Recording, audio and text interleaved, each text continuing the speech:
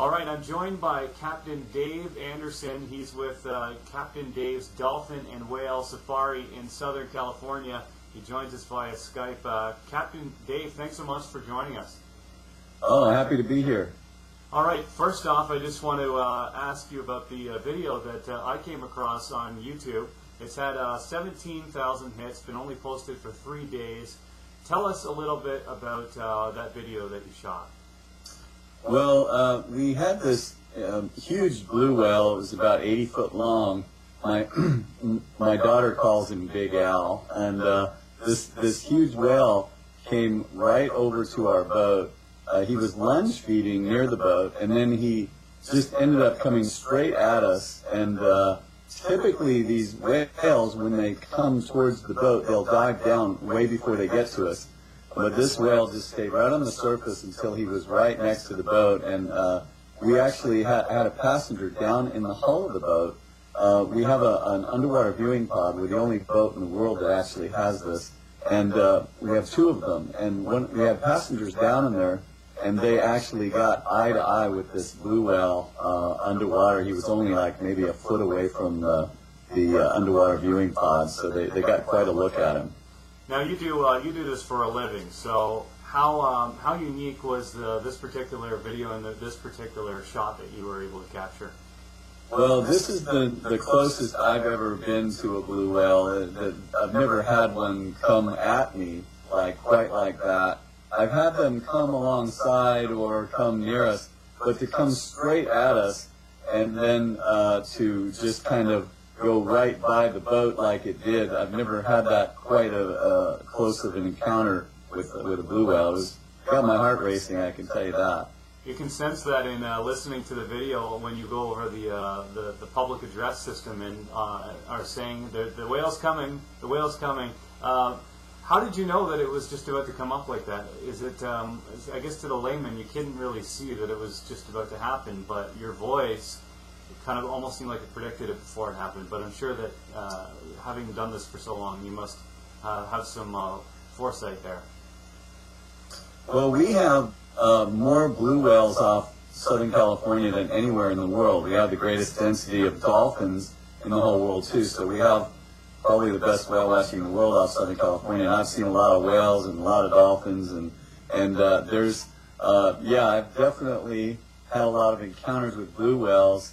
We had maybe 1,000 encounters with them this summer. But as far as predicting, what you can see is the way the whale came up and the direction it was pointed. It wasn't changing directions, and it was obviously moving at a speed that I knew it was going to be coming towards us. So I was already pretty nervous about it. Typically, they just don't head straight at you like that. It's not a normal direction for them. Now, you've been doing this, I assume, a long time. You've got quite the resume: a marine naturalist, filmmaker, photographer, speaker, weekly columnist. Just wondering if you ever get tired of seeing these massive creatures. You know, the blue whales always are a joy to see. They're just so beautiful. They're the most beautiful whale you can see, and they're obviously the biggest animal that ever lived. And I get tired sometimes because I'm just tired. You know, if I'm out on the water for 12 hours, I get tired. But no, I never get tired of seeing them. In fact, I just went out on a trip yesterday just because we're seeing so many of them, and it was my day off. So, no, I don't get tired of seeing them. Now, what do you really hope that people will get out of seeing this video online? And is there a message here that people can maybe learn a little bit more about these fascinating animals? Well, the thing that I would most like for people to do is just to really know that we have so many of them off California. The best way we can protect animals is for people to become aware that they're there. You know, if somebody, let's say somebody lives in California and they might have to spend an extra $5 on their water bill so that we clean up the sewage runoff. The storm drains that run off into the ocean. They might have to pay an extra $5 for that. Then they'll do it when they know that all these beautiful animals are out there. And there's so many ways that we can keep them safe, but the best way is just to know that they're out there, so that when issues come up, we can translate that into some action that will actually protect them. So how long? So how long have you been doing this? No, let you finish your point there. Well, the thing is that dolphins and whales are facing a lot of threats. Pollution, and the biggest threat right now is nets and fishing gear entanglement. About 1,000 dolphins and whales are dying in nets every day all over the world, which is why I've written a screenplay and also writing a book that is all about that issue, and because it's near and dear to me. And it's a big problem that most people are unaware of. We have about 308,000 dolphins and whales dying every day. I mean, every year, 308,000. We have about 308,000 dolphins and whales dying every year in nets and fishing gear entanglement. So that's the biggest issue. But also pollution is really a big threat to them. And there's so many other things. But the more people are aware of what's going on, we have many people who live in Southern California who don't even know we have blue whales out here, never mind in Canada. So I'm really grateful for you letting the folks in Canada know that we have all these whales, and we also, like I said, have more dolphins per square mile than anywhere in the world here. So, if they're in the neighborhood, we'd love them to come down and see all the life that's out here. You're no stranger. I've looked at some of your other videos. Have been getting quite a few hits. Has the response to this video been in the last just 3 days, 17,000 hits? Has that surprised you at all?